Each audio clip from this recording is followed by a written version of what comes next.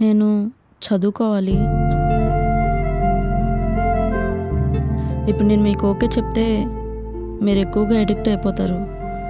ఆ తర్వాత మీరు ఎప్పుడు రమ్మంటే అప్పుడు రావాలి. లేకపోతే మీకు కోపం వస్తుంది. దాన్ని నేను భరించాలి. వేరే వాడితో మాట్లాడితే మీరు అనుమానిస్తారు. దానికి నేను సమాధానం చెప్పాలి. ఇదంతా ఎందుకండి? Sorry, I'm not interested. ఆగండి. నేను అలా కాదండి. యాక్సెప్ట్ చేయండి ప్లీజ్ అండి, ఒప్పుకోండి. ప్లీజ్ వెనక రాకండి.